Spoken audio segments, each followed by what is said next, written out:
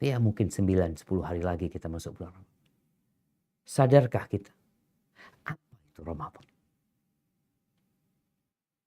Apakah Ramadan itu hanya sekedar menahan, makan, dan minum? Menahan lapar dan haus? Menjaga syahwat kita? Bukan hanya itu. Bagaimana gembiranya para sahabat Nabi tatkala Ramadan itu tiba. Bagaimana gembiranya Rasulullah SAW memberikan kabar gembira kepada para sahabatnya. Atakum syahrul Ramadan, syahrul mubarak. Beliau alaihissalatu menyampaikan kepada para sahabatnya, telah datang kepada kalian bulan Ramadan, bulan yang penuh dengan berkah. Faradallahu alaikum siyamahu, yang perlu kita ingat. Ramadan ini berkaitan dengan salah satu rukun Islam. Puasa di bulan Ramadan. Antum muslim enggak?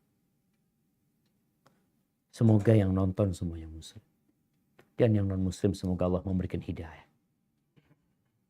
Allah Azza wa Jalla mengatakan, ya ayyuhalladzina amanu kutiba alaikumus siyam kama kutiba alal ladzina min qablikum.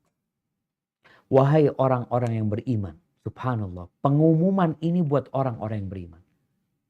Harapan ana yang punya duit, yang punya kelebihan duit, tolong antum keluarkan sedikit duit antum. Agar Ramadan kita lebih berarti tahun ini. Antum sewa Videotron. Atau kalau nggak Videotron, antum sewa tempat-tempat reklame itu. Tulis di sana. Ucapan sambutan menghadapi bulan Ramadan yang mubarak ini. Dan sampaikan ini rukun Islam. Tulis firman Allah yang besar di sana. Wahai orang-orang beriman.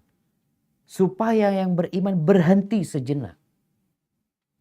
Kata Abdullah bin Mas'ud radhiyallahu anhu, "Idza sami'ta Allah yaqul ya ayyuhalladzina amanu fa'ariha sam'ak."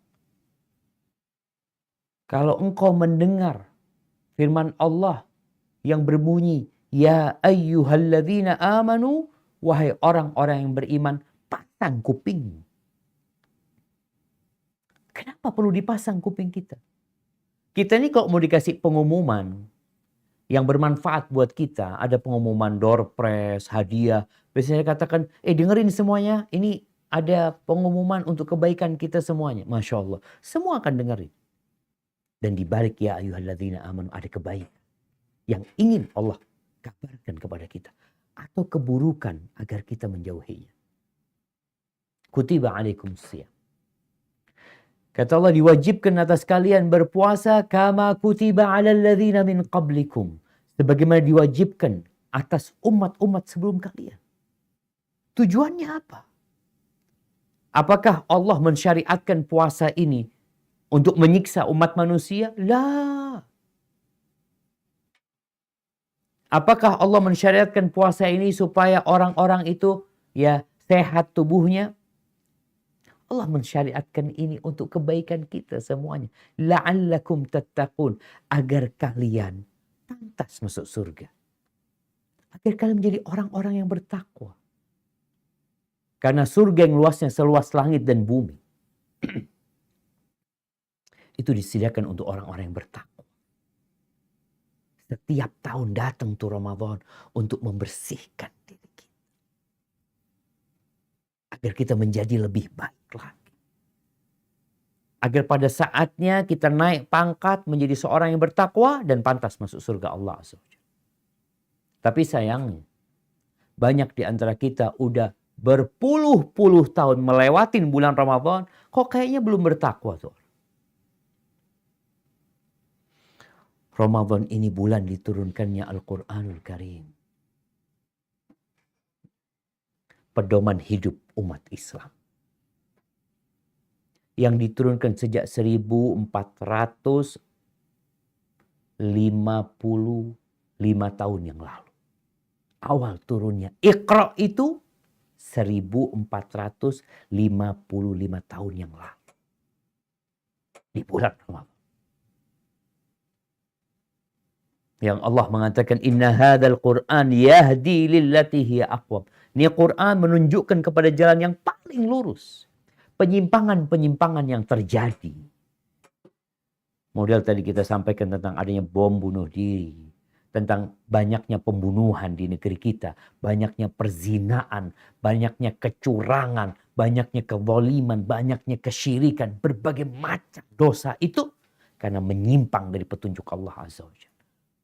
Datang lagi bulan Ramadan. Mengingatkan kita ini syahrul Quran. Ayo dibuka Qurannya. Quran bukan untuk menghiasi dinding. Bukan. Tapi Quran diturunkan. Untuk menunjuki kita jalan yang paling lurus. Ahibati fillah. Kata Nabi SAW ketika memberikan kabar gembira. Tentang bulan Ramadan ini. Tuftahu fihi abwabul jinan. Dibuka semua pintu surga. Dibuka. Yang selama ini tertutup, Allah buka semuanya tuh pintu surga. Buat siapa? Buat yang mau. Kau mau masuk surga? Hibati fillah. Ini dunia dan isinya.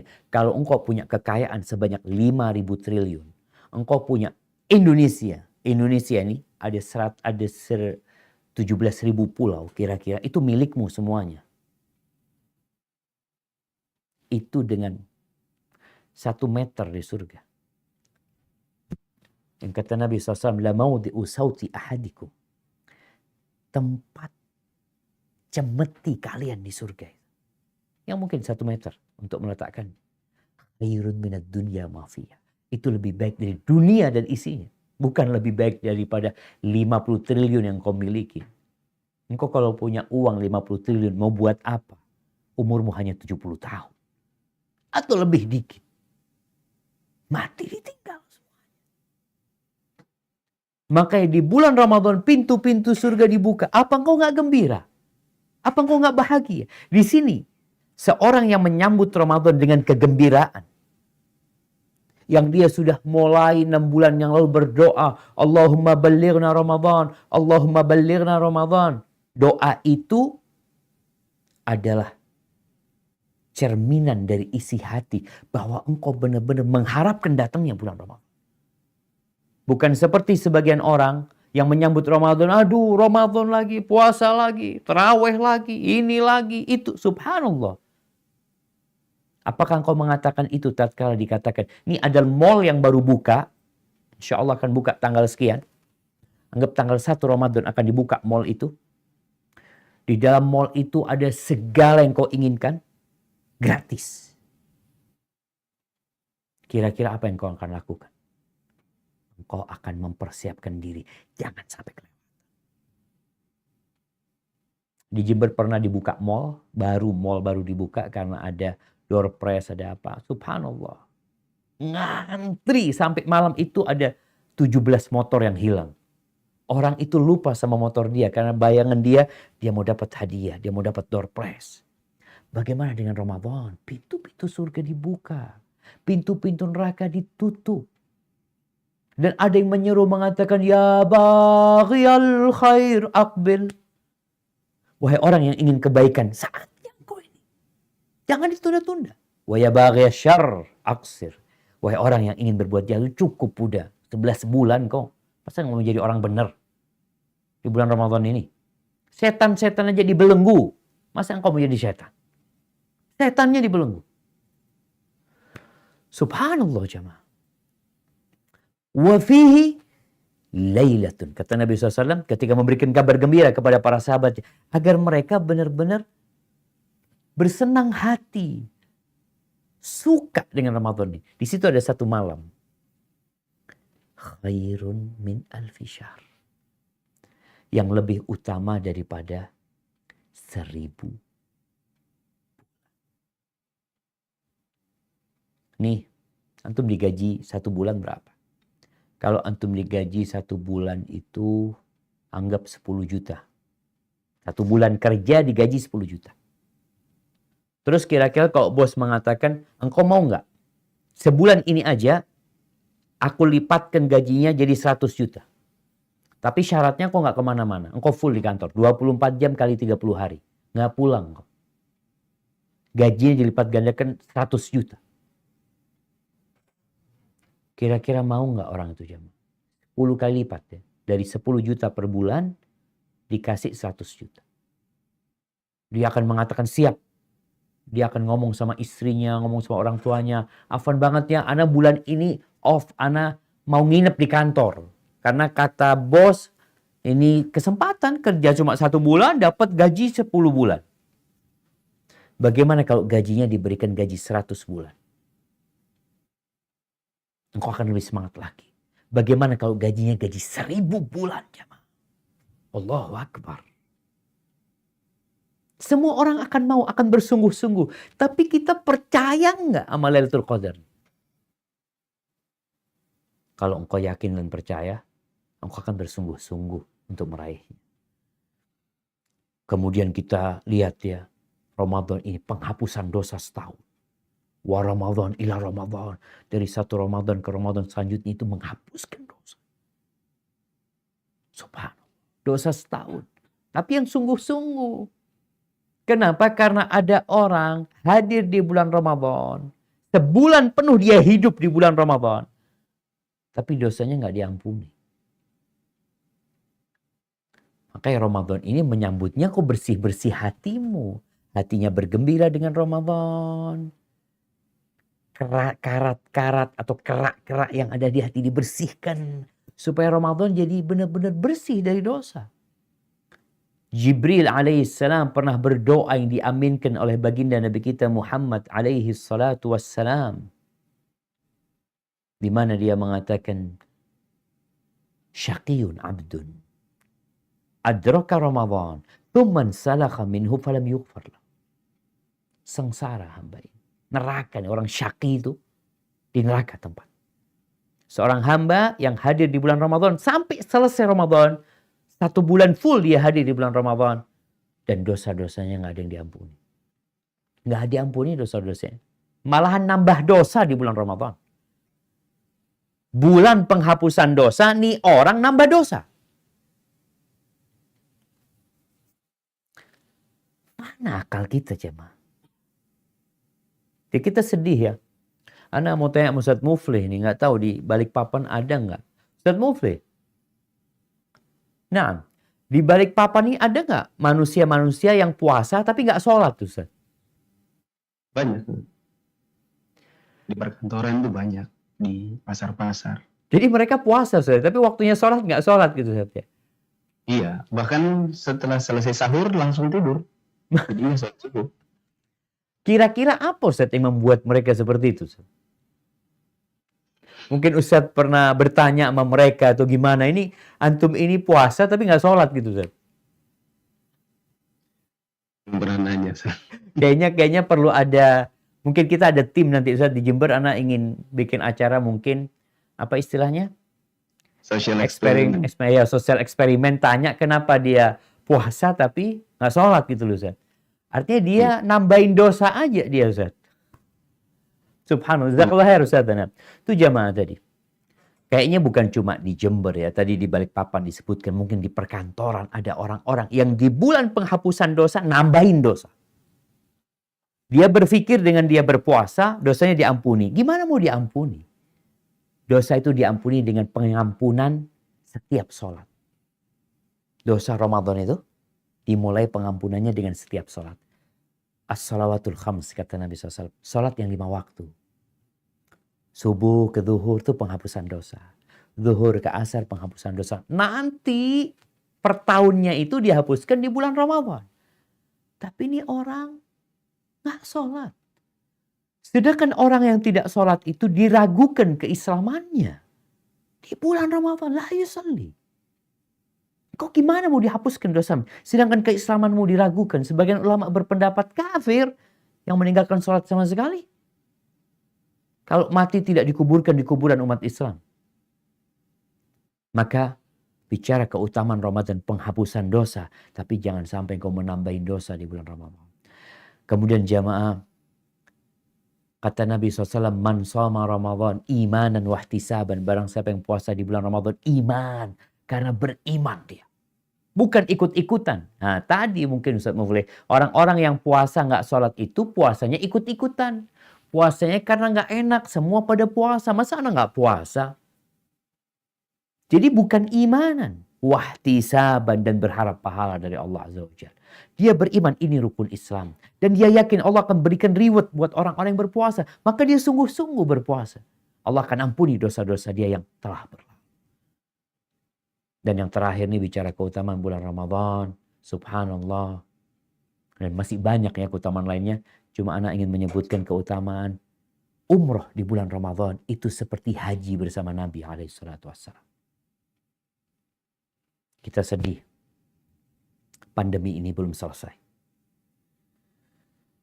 Kita belum bisa berangkat umroh. Apalagi untuk orang-orang Indonesia. Mungkin beberapa negeri bisa. Maka berdoalah memohon kepada Allah agar bisa berangkat umroh. Kalau engkau nggak punya uang, paling tidak engkau niat umroh Ramadan. Karena dengan niat, Allah Azza wa Jalla akan memberikan balasan atas niat kebaikan itu. Hadza wallahu a'lam bishawab. Itu mungkin untuk awalan. Ana kembalikan ke pembawa acara Ustaz Faqih. Jazakumullah khairan. Nah. Jazakumullah khairan Ustaz atas penyampaian dan nasihat-nasihatnya. Semoga Allah menjadikan Ramadan kita pada tahun ini menjadi semakin bermakna.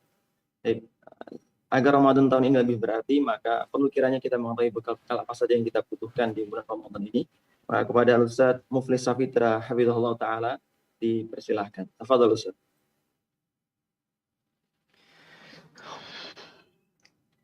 Bismillahirrahmanirrahim. Alhamdulillahi wa kafa. Wassalatu wassalamu ala Rasulillahi Mustafa wa ala alihi wa ashabihi wa man iqtaba. Teman-teman yang dirahmati Allah Subhanahu wa taala, juga Ustaz Syafiq Basalama dan juga MC atau host, moderator. Di sesi yang kedua ini saya ingin lebih mendalami tentang judul. Setelah Ustadz Syafiq tadi memberikan pengantar tentang keutamaan berpuasa dan beribadah di dalam bulan Ramadan. Ana ibaratkan apa yang Ustadz Syafiq sampaikan tadi, itu ibarat waktu kita mau milih kuliahan setelah selesai kelas 3 SMA, Ustadz. Masya Allah. Kan kalau di SMA tempat Ana dulu ya, sudah jelang-jelang kelulusan, biasanya kita banyak yang saling tanya, mau masuk kuliah apa, mau ke kota mana. Kalau anak Balikpapan, SMA umum, itu rata-rata punya cita-cita masuk ke perusahaan migas. Masya Allah.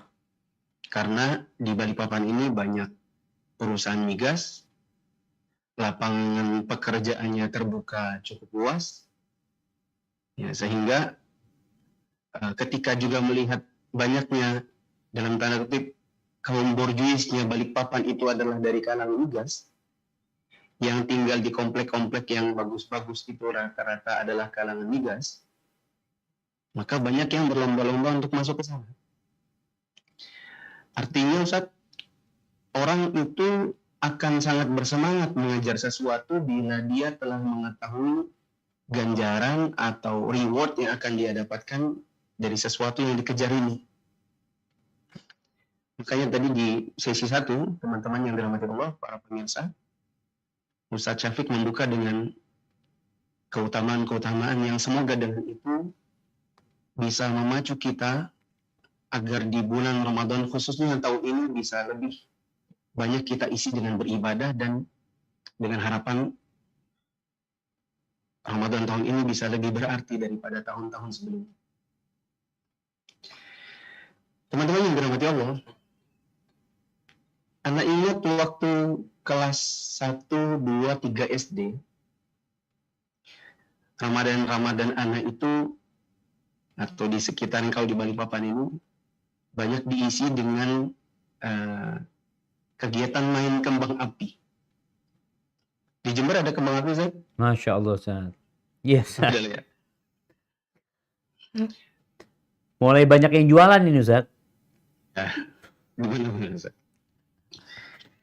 Kelas 4, 5, 6, kalau diajak lagi main kembang api yang bentuknya kayak batu, itu sudah apa ya dibilang, kita usia 4, kelas 4, 5, 6 SD masa iya main kembang api? Yang nggak level lah. Ya, itu anak-anak kecil aja kata mereka. Jadi kalau kelas 4, 5, 6, kalau di Balikpapan namanya main leduman bambu, Ustaz. Bambu dibolongin gitu ya, dikasih apa ya bahan bakar jadi bisa meletup tuh gitu. Masya Allah. Masya Allah. Itu kalau anaknya udah agak gedean dikit gitu. Jadi kalau ada anak TK kelas 1, kelas 2 SD mau deket, dibilangnya nggak boleh main sini. Ini mainan udah anak gede gitu. Masya Allah. Kalau yang SMP, leduman bambu itu adrenalinnya nggak terlalu besar. Kalau mau besar itu main mercon. Yang dilempar bapak-bapak, ibu-ibu. Ya, jadi kalau mereka dilemparin mercon terus meledak, ya, itu ada adrenalin yang lebih besar keluar. Untuk anak SMA, main mercon tadi sudah nggak menarik juga. Ya, mereka lebih pilih ngumpul subuh bawa motor bapak mamanya terus trek-trekan di jalan atau balapan. Kita bisa bilang anak-anak saja mengisi Ramadan mereka itu 1 tahun ke tahun berikutnya, satu fase usia ke fase usia berikutnya, mereka itu maunya semakin advance gitu. Ramadan itu lebih berarti gitu. Dengan yang tadinya cuma main kembang api naik ke leduman bambu naik ke main petasan atau mercon, main mercon naik level ke yang lebih berbahaya, yaitu balapan di jalan. Sehingga nanti ketika mereka ditanya, anak-anak remaja-remaja, Ramadan ini yang paling berarti itu yang mana? Ya. Ada yang ditanya, oh Ramadanku yang paling berarti adalah Ramadan waktu kelas 1 SD. Itulah Ramadan pertama kali tanganku kena kembang. Yang satu mengatakan, oh aku lebih berarti lagi Ramadanku. Karena ketika itu kepalaku tepat di mukanya leduman bambu dan keriting semua rambut. Yang satu mengatakan, aku lebih berarti lagi, lebih advance lagi. Waktu itu jari-jariku hampir putus gara-gara melempar mercon, merconnya malah meledak di tangan. Yang satu lagi mengatakan, Ramadanku jauh lebih berarti dari kalian semua. Karena Ramadanku waktu SMA adalah Ramadan pertama yang kurasakan masuk penjara gara-gara nabrak mama-mama di tengah jalan. Kalau kita tanya anak-anak atau remaja, mereka di 1 tahun ke tahun berikutnya itu merasa akan punya Ramadan yang lebih hebat lagi. Ya, dengan kegiatan-kegiatan yang seperti tadi. Bagaimana kita, kaum muslimin, yang sudah dewasa, yang sholatnya sudah tidak main-main, yang puasanya sudah jauh lebih serius, apalagi yang sudah belajar agama, terlebih lagi yang sudah mengenal sunnah. Ketika Ramadannya 1 tahun dengan tahun berikutnya berputar pada loop pekerjaan yang begitu-begitu saja. Kalau laki-laki dewasa kaum muslimin, terutama yang bekerja atau berdagang, maka Ramadan mereka umumnya terputar pada satu loop yang isinya adalah bangun makan sahur, pergi sholat subuh, pulang tidur, kerja atau dagang, sholat zuhur, tidur lagi di musola atau di masjid, sholat asar, beli bukaan, pulang dari kerjaan, buka puasa, makan malam sambil nonton, ke masjid cari tempat tarawih yang paling cepat, biar segera pulang, nonton lagi, tidur. Jadi berputar pada itu saja.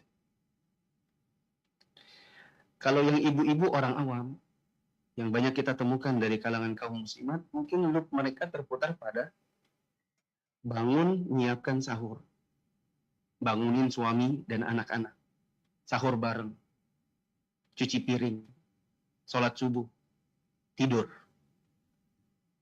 bangun kira-kira jam 10, cuci piring atau bersih-bersih rumah, kemudian ngaji, sholat asar, kemudian siapkan bukaan, masak buat makan malam, buka bareng dengan keluarga, sholat tarawih dengan anak-anak perempuan, ngaji sebentar, manasin makanan, tidur.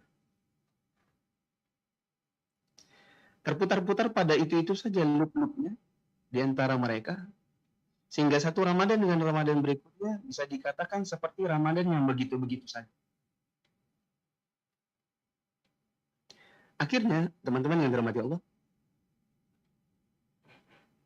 ini yang seperti disebutkan oleh sebagian ulama. Kathratul misas tumitul ihsas. Ya. Karena sering berinteraksi dengan sesuatu, akhirnya sesuatu itu menjadi sesuatu yang biasa-biasa saja dan tidak ada lagi rasanya. Ya. Kita tanya kepada misalnya bapak-bapak yang suka cari sampah. Ya. Bapak waktu pertama kali masuk bak sampah kayak apa, Pak? Dia bilang, wah, mau muntah. Lalu, Pak? Dia bilang 3 kali, 4 kali. Seminggu, 2 minggu, itu sebuah baunya sudah nggak ada lagi terasa di hidung saya. Karena ya sudah karena sudah terbiasa, jadi rasanya itu udah hilang. Yang kita khawatirkan kalau Ramadan kita yang satu dengan Ramadan yang lain begitu-begitu saja, dan akhirnya kita tidak lagi merasa Ramadan ini punya keistimewaan. Kita sudah umur 20, 30, 40, 50. Yang kita rasakan Ramadan ya begitu-begitu saja. Hanya sekedar sahur, menahan lapar dahaga, buka puasa, tarawih, tidur, nonton. Ya. Sehingga kalau orang awam kita tanya, apa Ramadan Anda yang paling berarti? Mungkin berputar pada, kalau laki-lakinya, Ramadan saya itu ya begitu ya, kegiatan yang rutinitas begitu saja. Tapi yang paling berarti itu kayaknya yang 2014, waktu itu ada Piala Dunia. Jadi saya sama teman-teman itu sampai nggak tidur satu malam. Karena nungguin pertandingan. Sedangkan mungkin kalau ibu-ibu lebih bagus lagi. Dia bilang Ramadan pertama saya Ramadan yang paling berharga itu adalah Ramadan ketika waktu itu saya full puasa meskipun saya hamil. Ya. Nah, adapun Ramadan para salaf terdahulu, ya, mungkin kalau kita bayangkan para sahabat Nabi, mereka ditanyain oleh sebagian tabi'in, wahai fulan, apa Ramadanmu yang paling berarti? Dia bilang, Ramadan saya yang paling berarti adalah Ramadan sepanjang hidup saya bersama Nabi, mulai dari tahun kedua Hijriah sampai tahun wafatnya Nabi. Ada 9 kali. Ada 9 tahun, alias 9 kali Ramadan. Kami berpuasa bersama Nabi. Itu adalah Ramadan yang paling berharga seumur hidup saya. Dari seluruh yang saya ikuti bersama Nabi, ada 9 kali, yang paling berharga 2. Misalnya, yaitu waktu tahun kedua, di mana tahun itu adalah baru pertama kali puasa Ramadan disyariatkan. Saya ikut perang Badar. Dan yang satu lagi adalah waktu tahun 8 Hijriah, saya ikut bersama Nabi Makkah. Kami menaklukkan kota Makkah dalam keadaan berpuasa. Ya mungkin kalau kita ditanya di tahun sekarang, itu tidak terjadi. Tapi cerminan bagaimana para sahabat terdahulu, mereka melalui Ramadan mereka dengan Ramadan yang begitu berharga, yang begitu berat. Tahun dulunya dari tahun sekarang itu sesuatu yang sangat berharga di kehidupan mereka.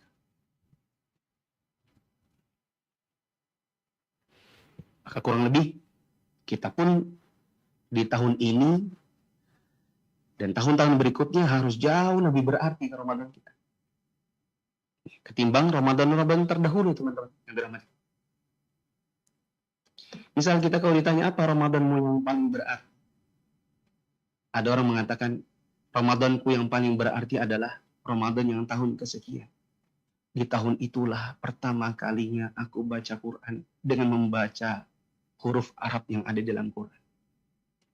Maksudnya, sebelum Ramadan yang tahun itu, aku selalu membaca Quran, tapi aku mencari Quran yang hurufnya huruf Latin. Karena aku belum bisa baca Quran. Akhirnya aku berusaha untuk belajar, mulai dari Syawal, Zulqa'dah, Zulhijjah, sampai bulan-bulan seterusnya. Dan di Ramadan yang tahun sekian, itulah Ramadan pertama kali aku membaca Quran betul-betul dengan huruf. Ada orang mengatakan, Ramadanku yang paling berarti, yang sejak saat itu, Ramadanku semua terisi dengan kegiatan yang bermanfaat adalah ketika di tahun sekian, pertama kalinya aku mengenal sunnah. Kalau anak pribadi, Ustaz, Ramadan anak titik tolak pertama adalah Ramadan 2005. Ramadan pertama kali mengenal sunnah. Masya Allah, Masya Allah. Tahun berapa Ustaz? 2005. Masya Allah Ustaz. Umur berapa waktu itu Ustaz? Berapa ya? Lupa, Ustaz. Waktu itu masih kuliah, ada iktikaf di kampus, anak ikut, merasakan, oh ini tuh rasanya iktikaf. Gak pulang ke Balikpapan. Masya Allah. Orang pada pulang kampung, anak di masjid kampus. Ada kajian, ya, kemudian singkat kata, lepas dari Ramadan itu, anak mulai berkata dalam hati, saya ingin hijrah. Pengajian saya juga, saya ingin lebih advance lagi. Selepas ini saya pengen belajar bahasa Arab. Selepas ini, nanti Syawal saya mau potong celana. Baju yang tadinya kalau ke kampus baju-baju gaul gitu, bajunya dikasih ke orang, ya, yang layak pakai dikasih ke orang. Ke kampus mulai pakai baju koko. Ya. Sampai hari ini kayaknya Ustaz pakai baju koko Ustaz ya. Iya. Allah. Jadi sejak saat itu 2005 sampai seterusnya Ramadan jauh lebih bermakna. Karena sebelum-sebelumnya kita isi dengan sesuatu yang mungkin tidak terlalu bermanfaat. Ada lagi misalnya orang mengatakan Ramadan saya yang paling berarti adalah Ramadan tahun sekian, di mana saya ketika itu menghabiskan malam-malam Ramadan di dalam Masjidil Haram. Seperti yang Ustadz sebutkan tadi, umroh di bulan Ramadan.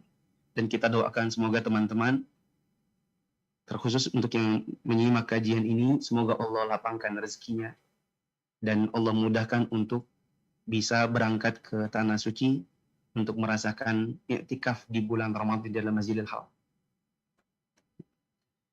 Ada lagi yang mengatakan Ramadan saya yang paling berarti adalah ketika saya akhirnya Allah berikan pintu rezeki, saya bisa bawa orang tua saya beriktikaf di Masjidil Haram.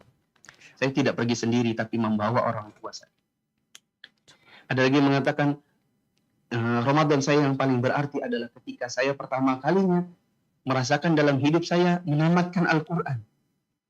Karena saya ikut sebuah program di mana saya diajak untuk menamatkan Al-Quran dalam bulan Ramadan. Ada lagi yang mengatakan Ramadan saya yang paling berarti, yang seterusnya itu menjadi Ramadan saya yang lebih bermakna adalah Ramadan di mana saya ketika itu mulai berani mengimami keluarga. Berarti mungkin baru tahun kemarin. Karena pandemi, masjid tidak ada yang buka. Saya yang tadinya menyembunyikan dari anak saya bahwa saya sebenarnya tidak bisa membaca Quran dengan lancar. Saya paksa diri saya untuk tahsin Quran sama istri. Lalu kemudian di malam hari saya mengimam keluarga saya sendiri. Nah, Wallahu a'lam bishawab.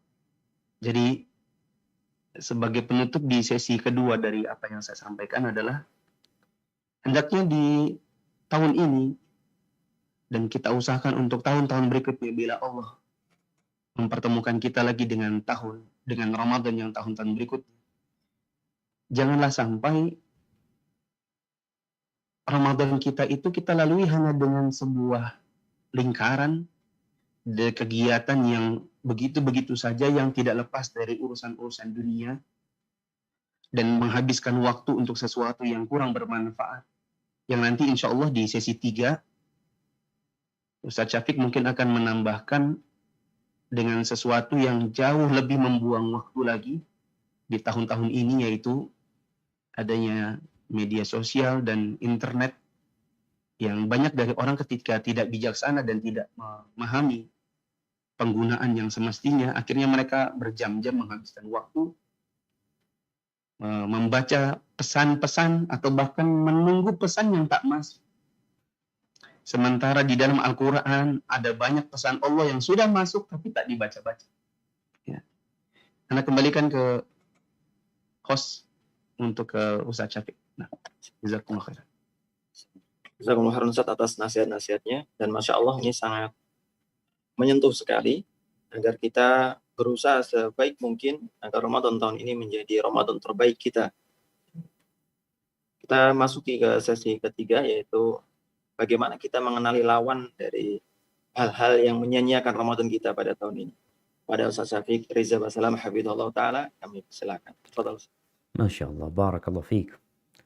Naam, subhanallah jamaah.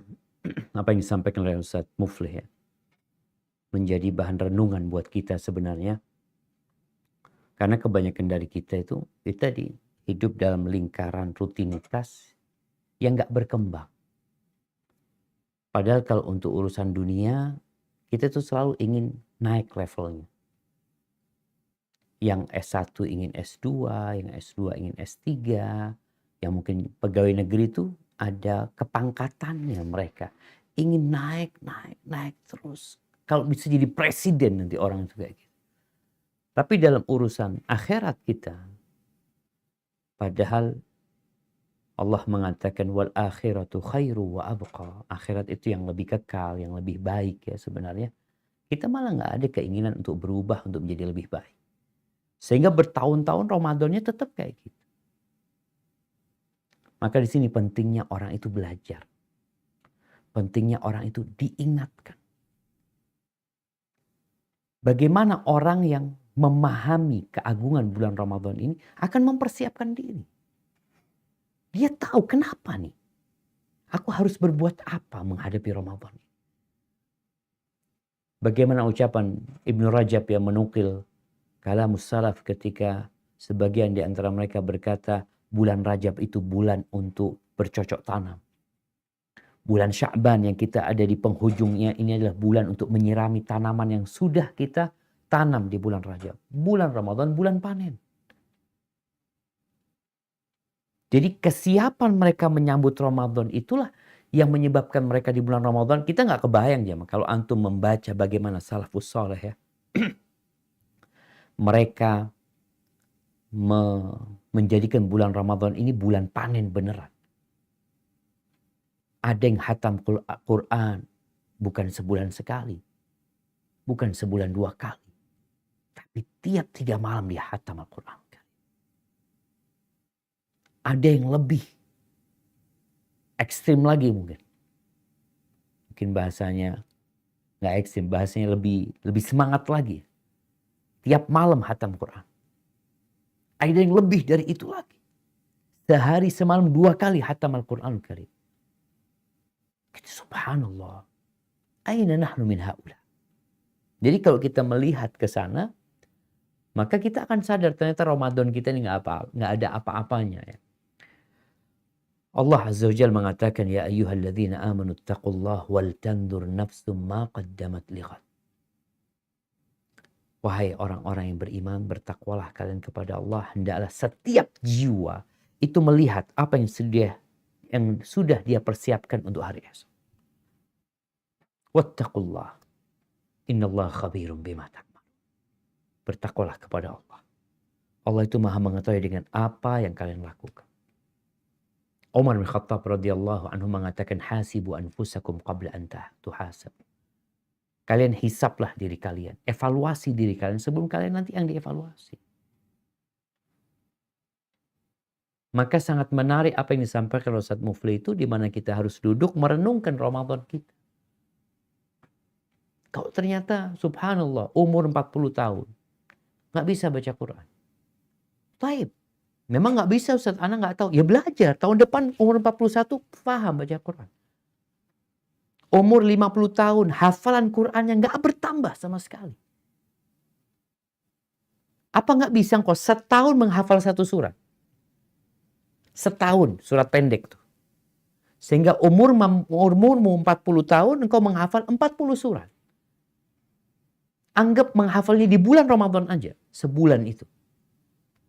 Tapi karena kita nggak menghargai Al-Quranul Karim, kita biasa-biasa aja. Nggak bisa ngaji, kan nggak wajib kata dia. Nggak wajib. Bahkan ada yang lebih parah lagi mengatakan, udahlah beragama itu jangan terlalu berlebih-lebihan, jangan terlalu fanatik. Hibati fillah, kita beragama itu biasa-biasa aja. Sewajarnya. Jangan ditambahin, jangan dikurangin. Udahlah kayak Nabi Muhammad SAW beragama. Baik, ahibati fillah. Harapan Anda semua sudah mempersiapkan diri untuk menghadapi bulan Ramadan ini. Dari bulan Rajab, di bulan Sya'ban memperbanyak puasa sunnah sebagaimana Nabi SAW melakukan hal itu. Karena bulan ini bulan diangkatnya amalan bulan Sya'ban ini. Kemudian mulai membaca Al-Qur'annya, mulai sholat malamnya, mulai sedekahnya. Sehingga masuk Ramadan kita tuh bisa mengatur waktu kita untuk memanfaatkan 30 hari yang kita nggak tahu apakah mungkin akan datang lagi kepada kita dalam meraih keridhaan Allah Azza wa Jalla. Kalau tadi disebutkan ada yang menggoda kita, ya sebenarnya banyak yang menggoda kita. Hanya saja di masa kini adanya internet, ya, televisi mungkin sudah nggak terlalu ditonton sama orang. Tapi adanya media internet, orang nonton YouTube, nonton macam-macam. Tadi mungkin sibuk dengan WhatsApp-nya, sibuk dengan IG-nya. Ada satu ustadz, Masya Allah, hafizahullah ta'ala, dia kalau sudah masuk bulan Ramadan, dia minta maaf kepada kawan-kawan yang lainnya, mohon maaf WA ana off-kan ya. Nanti ketemu lagi bulan Syawal. Perlu ada kesungguhan dari kita. Setelah kita tahu fadilah Ramadan, keutamaan Ramadan, dan kita tahu ada puluhan Ramadan kita yang kurang berguna, yang kurang bermanfaat. Maka kita mungkin melihat anak kayaknya WA nggak terlalu penting. Siapa sih anak? Apa sih yang anak baca di WA? Apa sih yang anak lihat di IG? Ketika engkau melihat yang engkau lakukan dengan media itu sesuatu yang kurang bermanfaat, oke lah, ketemu lagi bulan Syawal nanti, Ramadan itu.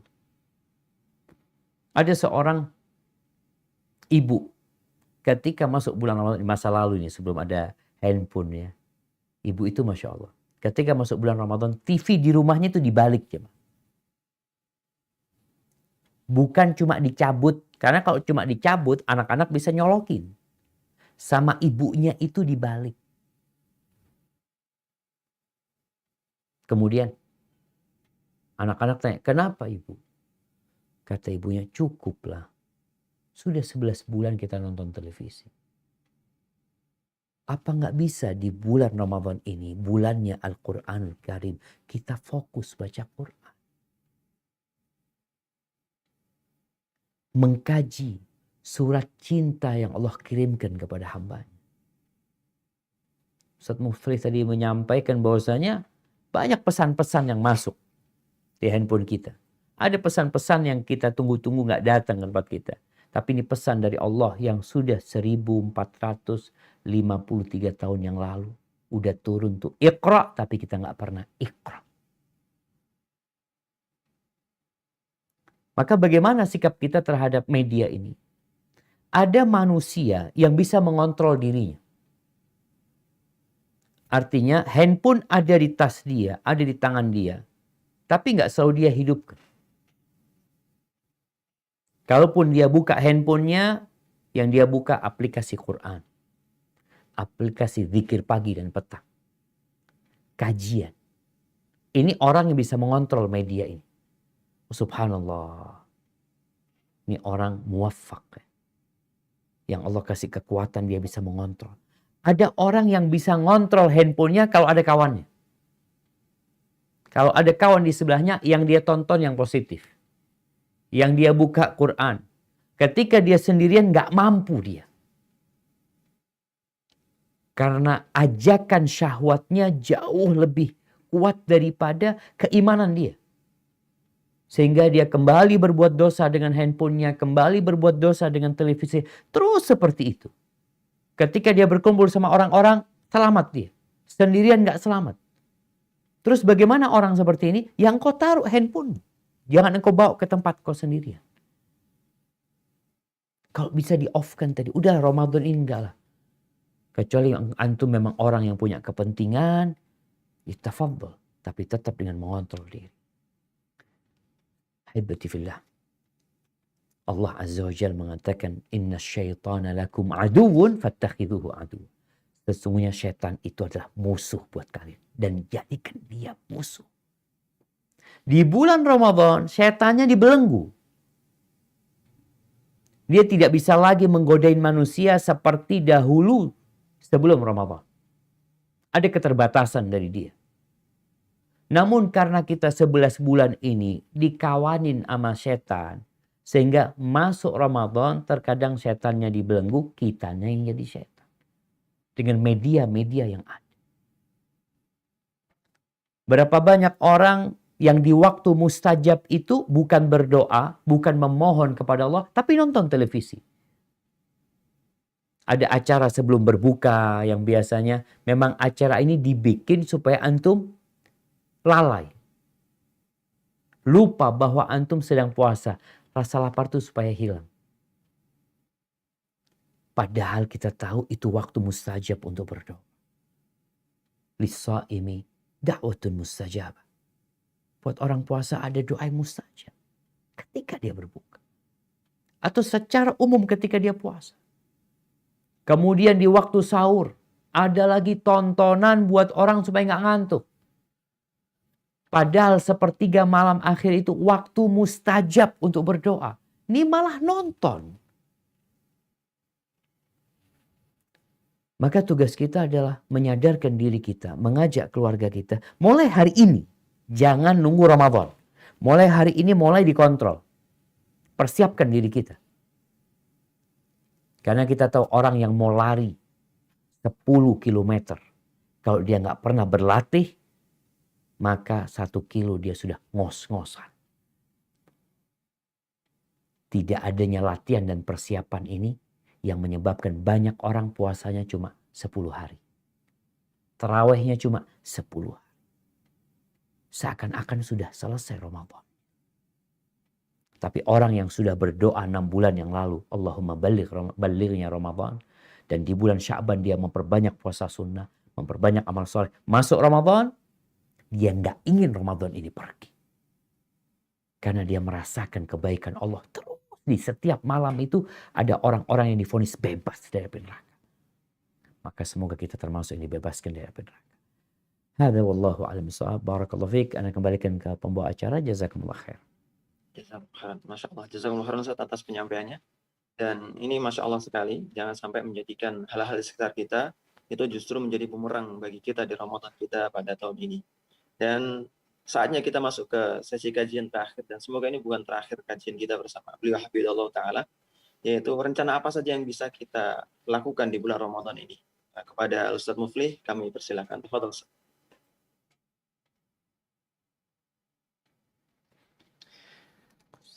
Teman-teman yang dirahmati Allah Subhanahu wa Ta'ala, para pemirsa, agar Ramadan itu jauh lebih berarti dari tahun-tahun yang terdahulu, maka mungkin kita perlu memfiksasi atau memperbaiki kegiatan-kegiatan yang mungkin di tahun-tahun sebelumnya tidak memiliki makna sama sekali, tidak ada keuntungan duniawi, apalagi akhirat. Kalau pagi pergi bekerja masih mendung. Ada keuntungan duniawi berupa gaji yang didapat setiap bulan. bisa menafkahi keluarga dan bisa diniatkan sebagai ibadah, yaitu menafkahi. Adapun kegiatan yang jangankan akhirat, dunia saja nggak dapat, berarti di tahun-tahun ini sudah harus dipangkas. Sudah mulai harus ditata, di-planning, mana yang buang waktu, yang nggak ada keuntungan sama sekali, harus diganti dengan yang lain. Nah, di sesi yang keempat ini, saya sebutkan nanti beberapa hal yang mungkin bisa menjadi rencana perbaikan untuk tahun ini, supaya Ramadan kita jauh lebih berarti daripada tahun-tahun sebelumnya. Di sesi yang ini saya akan sebutkan hal-hal yang mungkin bisa bermanfaat untuk mengisi waktu kita di bulan Ramadan. Dan waktu ini, teman-teman yang dirahmati Allah, adalah perbendaharaan yang sangat besar bagi kaum muslimin, bagi siapa yang memahami bahwa jatah hidupnya singkat, sementara kebaikannya belum banyak, sementara juga dosanya terus bertumpuk. Sebagaimana disebutkan oleh Syekh Shalih bin Fauzan dalam Syarah Al-Usul Ats-Tsalatsah, bahwa waktu itu perbendaharaan yang sangat berharga bagi orang yang mengetahui keutamaan. Allah Subhanahu wa taala mengatakan di dalam surat Ali Imran ayat 133. Kata Allah Subhanahu wa taala, "Wasari'u ila maghfiratin min rabbikum wa jannatin 'arduha as-samawati wal ardu u'iddat lil muttaqin." Dan bersegeralah kalian untuk mendapatkan ampunan dari Allah. Dan juga bersegeralah untuk mendapatkan surganya Allah yang luasnya seluas langit dan bumi, yang disediakan bagi orang-orang yang bertakwa. Ada kata bersegera, maka ini berhubungan dengan waktu, akselerasi. Ini adalah dorongan dari Allah Ta'ala agar kita tidak membuang waktu begitu saja. Apa yang sekiranya bisa kita gunakan untuk mengisi waktu itu dengan sebaik-baiknya, hendaknya disegerakan. Ya, mengisi waktu dengan hal-hal yang bermanfaat. Allah Subhanahu wa taala juga mengatakan, "Wa minal laili fatahajjad bihi nafilatan lak asa an yab'atsaka rabbuka maqaman mahmuda." Di antara waktu-waktu malam, isilah dengan bangun malam dan sholat. Yang dengan demikian, niscaya Allah akan memberikan kepada engkau, atau membuatkan untuk engkau tempat yang terpuji. Ini juga dorongan dari Allah untuk memanfaatkan waktu, terutama di waktu malam untuk beribadah, terutama lagi di bulan Ramadan.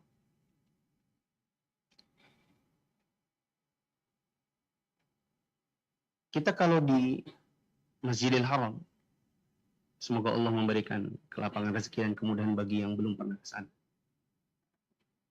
Kalau sedang iktikaf, itu ibarat kita kayak kelelawar. Kalau malam, kita hampir tidak tidur. Mulai dari waktu 6:30 atau hampir jam 7 untuk sholat maghrib dan buka. Jam 9 malam baru kita mulai untuk sholat isya, karena biasanya diundur. Ditambah dengan sholat tarawih yang jumlahnya kalau tidak salah 20. Setelah itu istirahat kurang lebih 1 atau 1 jam 15 menit. Sampai 1 jam 30 menit. Dilanjutkan dengan qiyamul lail yang totalnya ada 13. Sehingga 20 tambah 13. Nanti berakhir kurang lebih ada di jam 3. Jam 3 sampai jam 4 kita persiapan untuk sahur. Habis selesai sahur, tidak lama sholat subuh. Qobliyah subuh, sholat subuh, baca Quran, sampai waktu syuruk. Setelah syuruk baru kemudian kita mulai tidur. Tidurnya tidur pagi, memang sengaja demikian kalau sedang iktikaf di Masjidil Haram, supaya di malam hari kita kuat. Nanti kalau sudah kira-kira jam 10, jam setengah 11 kita bangun, mandi, lalu kemudian mulai ngaji lagi. Habis sholat zuhur, tidur lagi. Ya, karena kalau tidak tidur, biasanya nanti kalau bangun malam, ikut sholat tarawih yang 20 dan 13, itu melayang-layang badannya. Ada yang maju ke depan, ada yang bahkan jatuh ke belakang. Kalau tidak tidur siang. Nah, teman-teman yang dirahmati Allah, mungkin kita di negeri kita ini bisa mengisi dengan beberapa hal yang akan saya sebutkan berikut ini. Untuk rutinitas sebelum fajar, yang kita lakukan biasanya tentu sahur. Kemudian witir jika kita tidak witir bersama imam di masjid.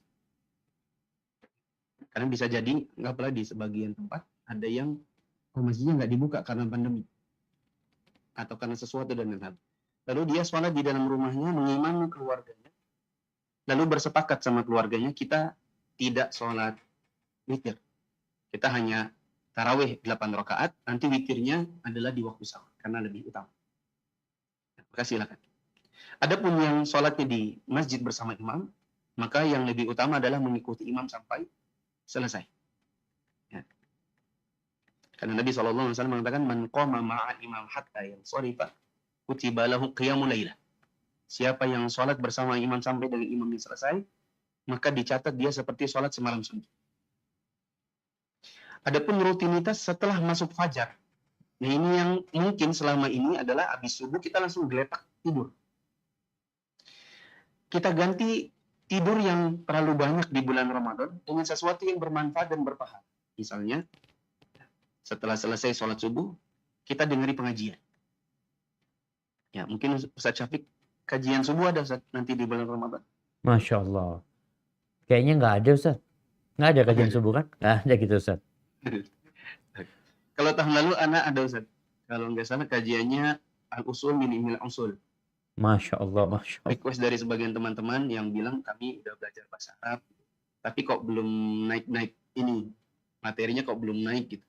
Naiknya di bulan Ya. Ramadan akhirnya Ustaz. Ya, akhirnya kita bikin tahun lalu menamatkan Al-Usul min Ilmil Usul dalam 30 pertemuan. Masya Allah, Masya Allah. Tamatnya adalah di hari terakhir bulan Ramadan tahun lalu. Nah. Kemudian baca Quran, zikir pagi, sampai sholat syuruk. Ya. Karena Nabi SAW mengatakan, man shallal ghadah fil jama'ah, ya, wa jalasa hatta tatlu'a asy-syams, fa shalla rak'atain, fa kana lahu ka ajri umratin tammatin, hajjatin wa umratin tammatin. Siapa yang sholat subuh secara berjamaah,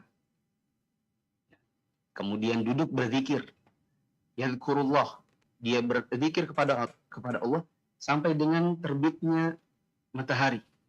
Kemudian ditunggu sampai masuk waktu duha yang awal, lalu kemudian dia sholat 2 rakaat, maka dia dicatat seperti orang haji dan umroh yang sempurna. Meskipun ada khilaf di antara para ulama tentang hadits ini, sebagian ulama seperti Syekh Al-Albani atau Syekh bin Baz menghasankan, dan sebagian lagi mendhaifkan ajarnya atau pahalanya.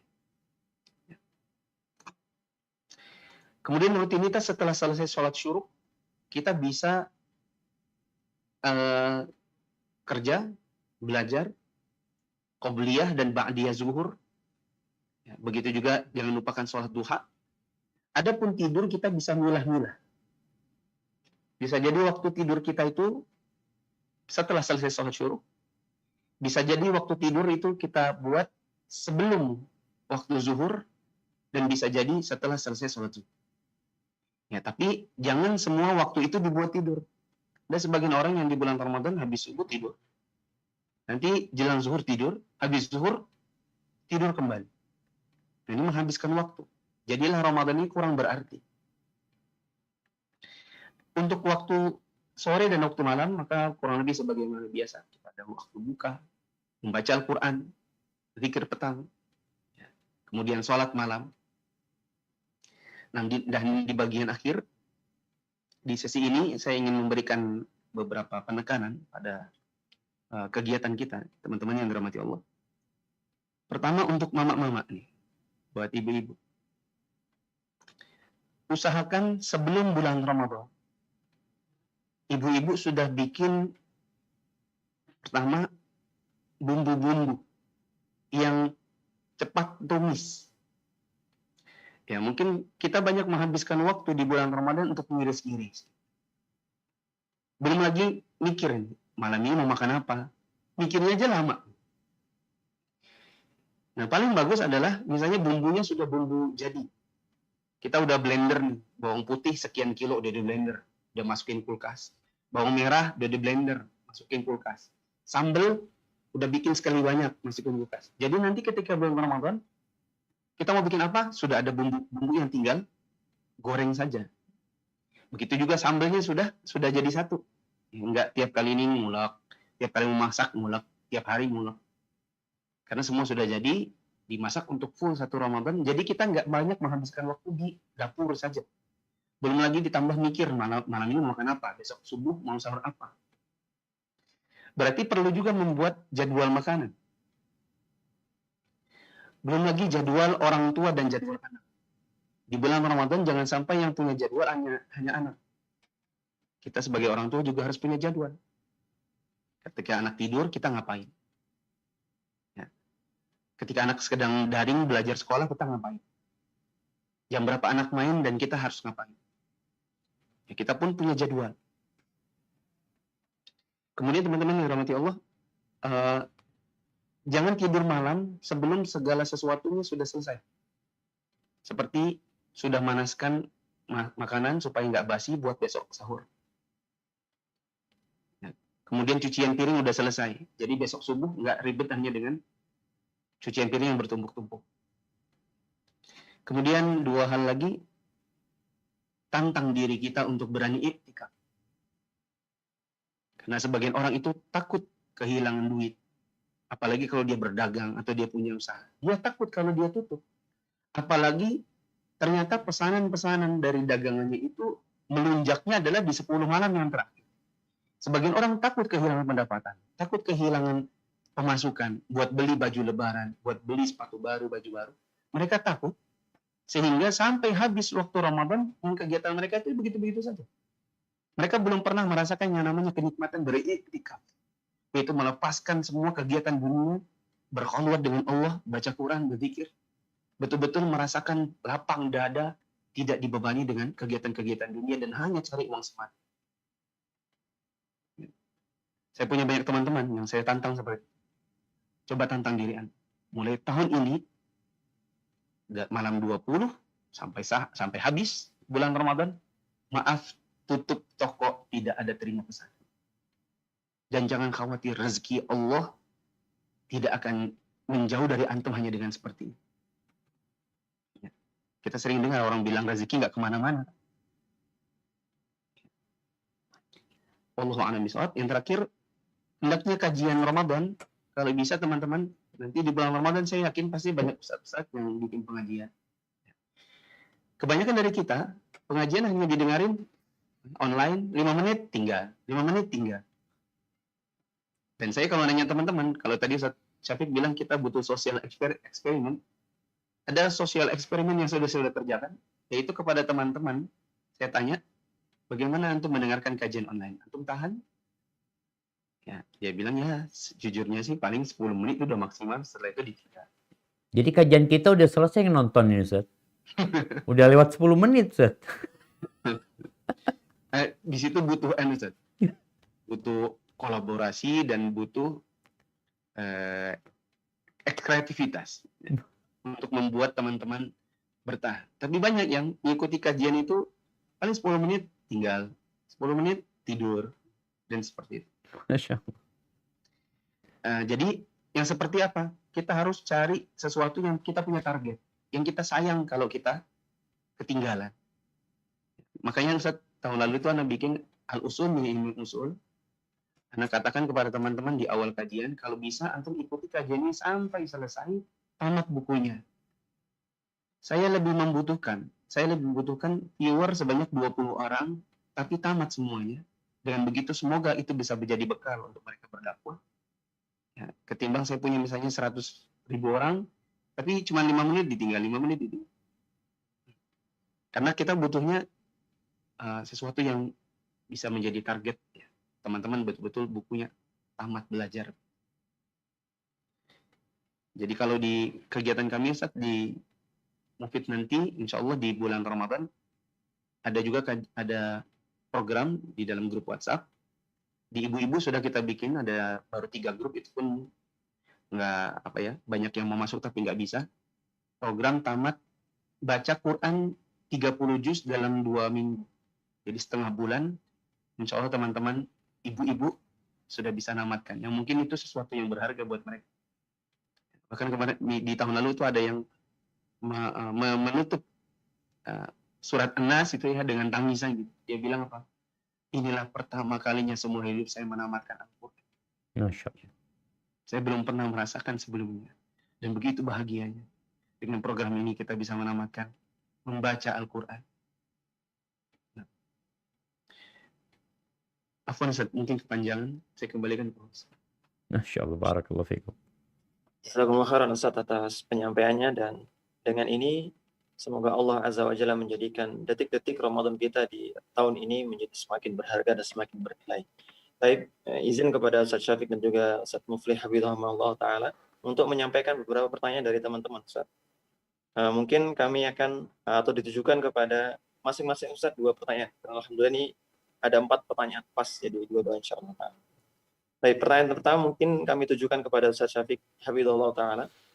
Ustaz, mana? Afwan. Nah, gimana Ustaz? Untuk pertanyaan yang susah-susah, tolong ke Ustaz Syafiq. Ya, insyaallah. Kalau Anda nggak bisa, Anda kembalikan ke antum, Ustaz. Nanti biar panitia yang kembalikan ke penanyanya Ustaz. Nah, Barakallahu fikum. Pertanyaan pertama, mana yang lebih utama pahalanya, membaca Al-Quran atau memperbanyak mendengar dan menonton kajian online di bulan Ramadan? Tafadhol. Masya Allah. Naam. Barakallahu fikum.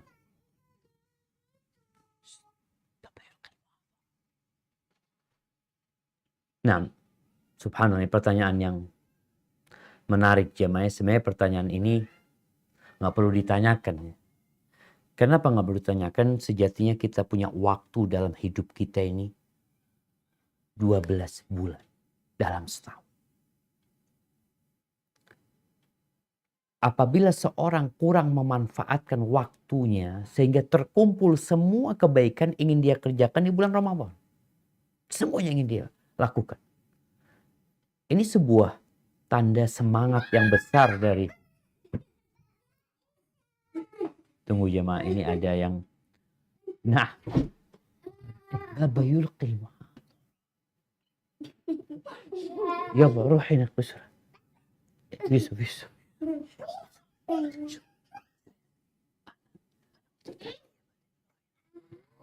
طيب يلا أنا أعطيك بعدين بطاقة. نعم عندي في البيت أنا. كثير. نعم خلاص. طيب جماعة, kembali kepada yang Anda sampaikan tadi. Ada banyak orang yang kadang-kala bingung dia. Di waktu yang 1 bulan ini dia ingin menggabungkan semua kebaikan. Ada yang ingin membaca Al-Quran dengan tafsirnya, ada yang ingin murojaah, ada yang ingin ikut kajian, ada yang ingin menghatamkan Sahih Bukhari, ada banyak kebaikan yang dia inginkan. Apabila dia memanfaatkan waktu yang 11 bulan itu untuk banyak kebaikan, maka bulan Ramadan akan jadi bulan Quran. Syahrul Quran. Ya ma, ini ada يوسف الله يلا امشي خلاص هنا امشي ايوه خلاص امشي من هنا افتح الباب يوسف من هنا خلاص اجلسي هنا انت. طيب انا kayaknya Ustaz Mufli dulu yang jawab Ustaz, karena kita ada yang rame-rame di sini Ustaz, jadi Anda nggak bisa jawab, nggak bisa fokus Ustaz. Anda kembalikan ke Ustaz Muflih. Adal aulad Ustaz ma samihuna. Ya, kita kembali ke Ustaz Muflih. Tafadhal Ustaz. Tafadhal Ustaz Muflih. Em, kalau menurut Ana, satu orang dengan orang lain, manajemennya mungkin bisa berbeda-beda. Target mungkin bisa berbeda-beda, kebutuhan pun berbeda-beda. Kita tidak bisa pukul rata, sehingga ada kalanya seseorang menargetkan diri di bulan Ramadan ini, misalnya dia ingin tamat ikut kajian A, kitab A sampai selesai. Karena kalau bukan di bulan Ramadan ini, saya nggak punya waktu lagi. Ya, misalnya saja ada daurah bahasa Arab. Dia sangat butuh. Maka dia menargetkan untuk tamat dan dia betul-betul mengikuti kajian itu sampai selesai.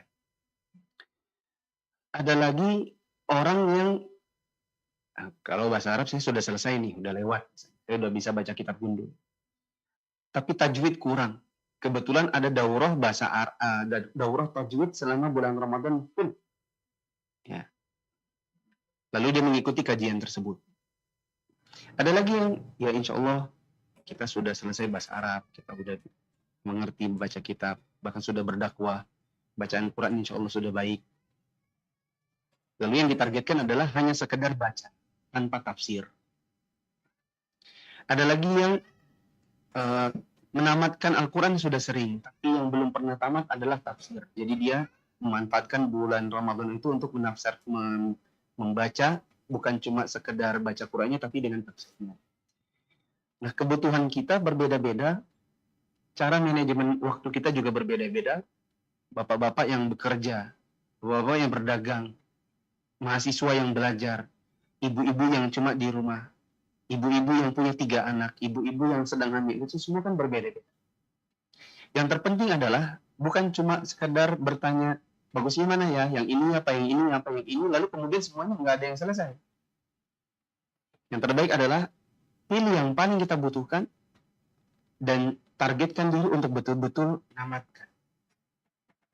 Karena ada sebagian orang yang memilih di sini, memilih ini, ada beberapa alternatif, lalu dia pilih yang ini dan ini, tapi tak satu pun dari yang sudah dia pilih tamat juga akhirnya, tidak ada satu. Begitu. Wallahu a'lam. Yang terpenting adalah realisasi setelah kita memilih alternatif yang ada. Namun Ustaz. Masya. Jazakallah khairan Ustaz. Nah, Ustaz Syafiq, apakah studio sudah aman Ustaz? Aman, studio aman sekarang. Nah, Barakallahu fikum Ustaz. wafiq Kita lanjutkan ke pertanyaan berikutnya Ustaz. Siap. Ustaz, bagaimana kalau kita cuma nonton TV hanya ceramah agama, tahfidz Quran, begitu pula di handphone hanya membaca postingan yang agamis dan banyak channel YouTube lainnya yang hanya ceramah dari Ustaz. Tafadhol Ustaz. Nah, barakallahu fikum. Ya, ini mungkin berkaitan dengan tadi yang disampaikan media yang ada. Handphone yang kita miliki, gawai, kemudian televisi yang ada di rumah kita, semuanya adalah pisau bermata dua. Ada banyak manfaat di sana, tapi di dalam sana itu juga ada mudarat. Sehingga kembali kepada orang yang menggunakan. Tatkala dia bisa mengontrol diri, memanfaatkan media yang ada, ahlan wa sahlan. Tadi Ustaz Muflih sudah menyampaikan, kita itu perlu punya perencanaan. Kita perlu membagi waktu kita dalam 24 jam itu untuk apa? Ada yang sudah rutinitas yang nggak bisa diganggu. Seperti orang yang bekerja, ya udah mau nggak mau dia harus mengais rezeki pada jam itu sampai dari jam 7 sampai jam 4 umpamanya. Tapi di sela-sela waktu dia yang mungkin dia bisa gunakan untuk pegang handphone, untuk nonton, untuk melihat berita. Mungkin nggak ada lagi berita yang dia tonton. Dirubah dengan hal-hal yang bermanfaat selama bulan Ramadan ini. Sehingga ketika seorang memiliki perencanaan yang sesuai dengan kondisi orang itu masing-masing, insya Allah pemanfaatan media ini akan maksimal gitu. Sehingga dia dapat sesuatu. Kalau mungkin dia mengikuti, ada banyak ustadz yang kajian online umpamanya. Dia milih, anak mau yang mana? Tadi disebutkan yang dia butuhkan yang mana? Oh yang ini umpamanya. Ya dia serius menyimaknya. Kalau mungkin sebelum Ramadan dia menyimak kajian itu hanya lewat aja. Tapi di bulan Ramadan enggak lagi dia. Kajian dia bawa kitab. Dia benar-benar ini bulan yang penuh dengan berkah. Dia catat, dia tulis. Maka insya Allah itu hal-hal yang berguna ya. Cuma sekali lagi ada orang yang nggak mampu mengontrol dirinya, nasihat Anda ditaruh handphonenya. Kalau dia mampu mengontrol dirinya, paling tidak sebelum tidur, hari pertama Ramadan sebelum tidur, dia ambil handphonenya. Dia lihat penggunaan baterai. Yang paling banyak itu apa? Kalau ternyata WhatsApp paling banyak. Kemudian paling banyak umpamanya ya IG. Ya tinggal dilihat, aku hari ini ngapain ya? Oh kayaknya kurang manfaat handphone ini. Maka dia mungkin punya waktu, mengatur waktu kapan dia pegang handphone. Umpamanya anak pegang handphone selama Ramadan ini, pas waktunya ba'da sholatil zuhur. Anak pegang handphone, anak lihat ada yang penting atau tidak. Ketemu lagi besok ba'da zuhur. Seperti itu selama Ramadan. Insya Allah ya waktu kita akan bermanfaat buat kita. Sebulan aja jemaah. Namun hal itu perlu pembiasaan dan perlu tekad. Dan juga yang terpenting berdoa memohon kepada Allah Azza wa Jalla. Hadza wallahu a'lam bishawab. Jazakallahu khairan Ustaz. Menyambung pertanyaan berikutnya Ustaz, ini masih ada kaitannya dengan apa yang aku sampaikan di awal tadi untuk Ustaz Syafiq. Ustaz, mana yang lebih besar pahalanya membaca Al-Quran atau memperbanyak sedekah? Nah, jemaah rahimakumullah. Jadi ini bukan dua amalan yang bertentangan. Gitu. Dua-duanya bisa berjalan bersama. Kita tahu pintu surga itu ada 8. Ada orang yang masuk surga dipanggil dari semua pintu. Ada yang mungkin dari 2 pintu.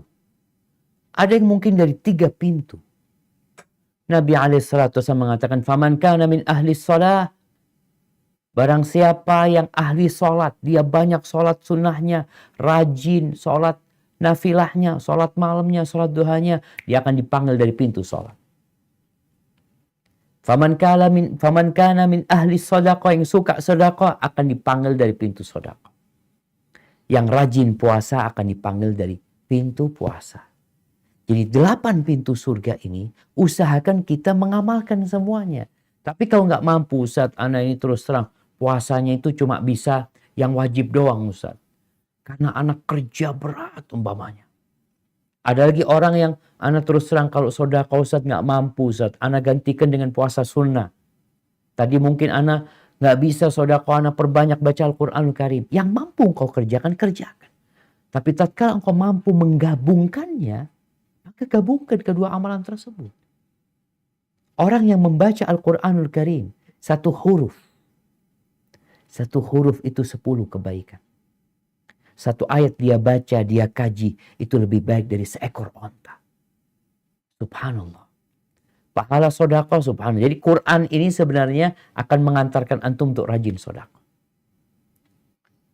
Bagaimana pengaruh Quran kepada Nabi SAW sebelum Ramadan? Rasulullah SAW itu kana ajwadan nas. Beliau adalah orang yang paling suka berbagi, paling dermawan. Wa kana ajwad ma yakun fi Ramadan. Hina yalqahu Jibril fayudarisuhul Quran. Dan puncak dari kedermawan Nabi SAW ini di bulan Ramadan tatkala bertadarus sama Jibril alaihissalam. Tatkala berjumpa dengan Jibril, menyetorkan bacaan Qur'annya Nabi alaihissalam. Ketika itu Nabi berubah jadi orang yang sangat istimewa dalam kedermawanannya. Bahkan beliau disebutkan karihil mursala. Seperti angin yang ditiupkan jamaah. Jadi orang yang suka baca Quran akan rajin bersedekah.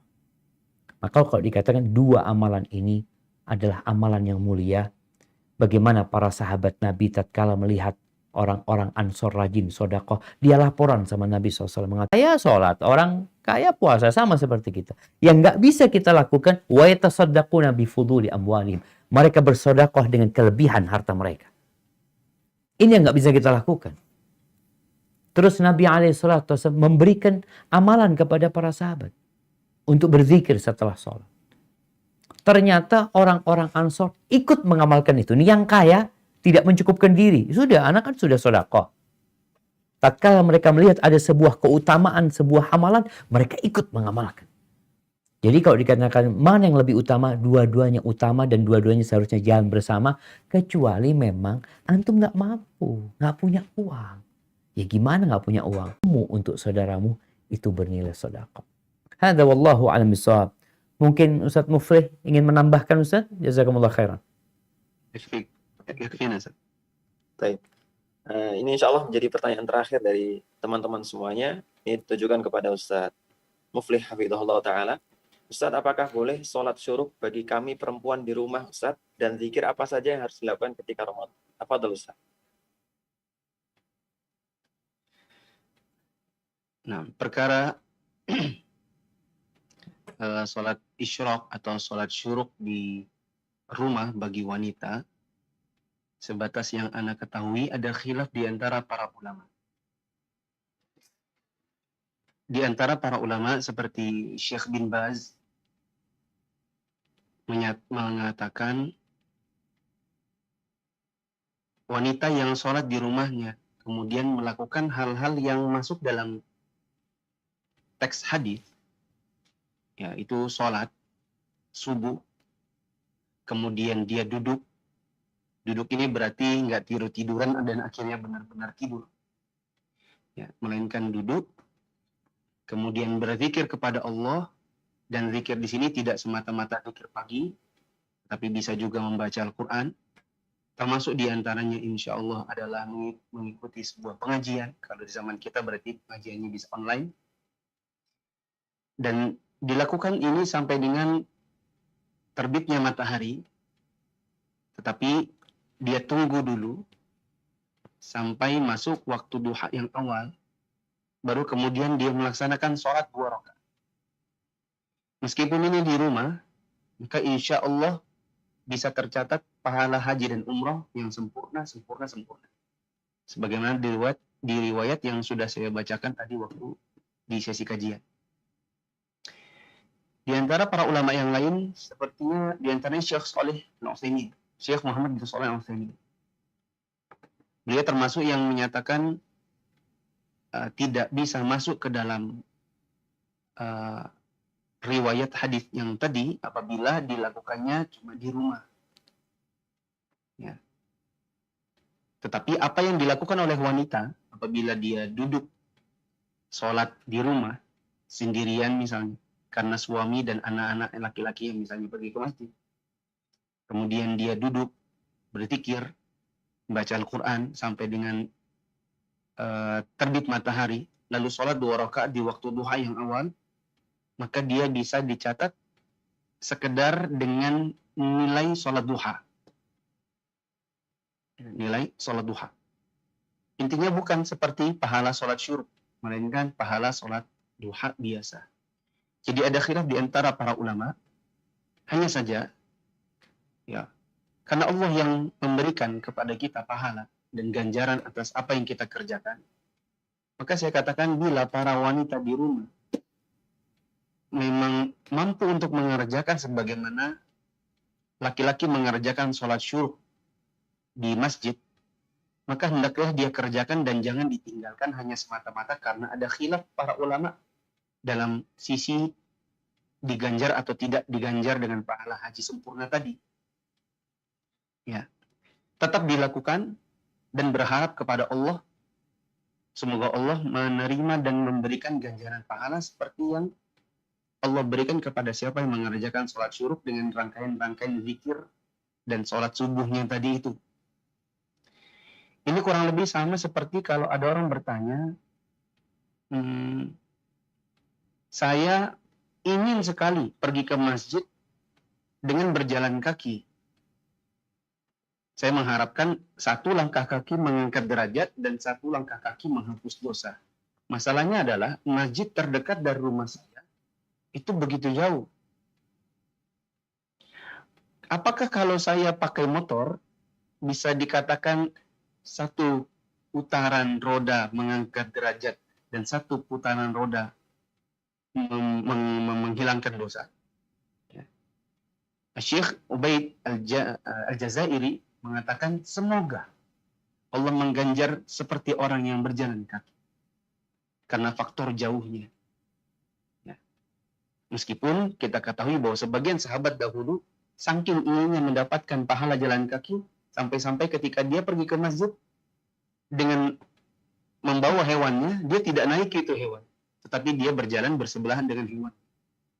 Hanya saja memang realitanya sebagian orang tinggal di sebuah komplek misalnya, seperti Ana dulu. Ana tinggal di sebuah komplek baru, tanahnya masih lempung, masjid terdekat itu kurang lebih 2 kilo. Untuk berjalan kaki PP 5 waktu rasanya tidak mungkin, tidak sanggup. Maka kita berkendaraan dan tetap pergi ke masjid dengan harapan semoga Allah memberikan ganjaran sebagaimana kalau kita jalan kaki. Dan tidak kemudian nggak usah ke masjid dah. Soalnya juga paling-paling nggak diganjar gara-gara nggak jalan kaki. Ya, jadi bila memang mampu maka tetap kerjakan. Termasuk ibu-ibu yang ada di rumah tetap kerjakan teknis-teknis seperti tadi, sholat subuh, berzikir, kemudian sholat duha di awal waktu atau diniatkan sholat isyraq atau syuruk. Semoga Allah mengganjar sebagaimana orang mengerjakannya di dalam masjid. Nah, ada satu riwayat juga bahwa Nabi SAW pernah meninggalkan istri beliau yaitu Juwairiyah ketika beliau pergi ke masjid dan mendapati Juwairiyah sampai waktu duha masih duduk di rumahnya. Maka Nabi SAW bertanya, ya, apakah dari tadi sejak saya tinggalkan engkau sampai sekarang engkau masih duduk di sini? Dia jawab, iya, saya belum beranjak dari tempat duduk saya sejak saya selesai sholat subuh sampai dengan waktu ini. Menunjukkan bahwa ya di antara para sahabat wanita Nabi SAW di rumahnya tetap juga ada yang mengerjakan kegiatan seperti itu, yaitu sholat subuh lalu kemudian duduk sampai dengan datangnya waktu duha. Allahu a'lam.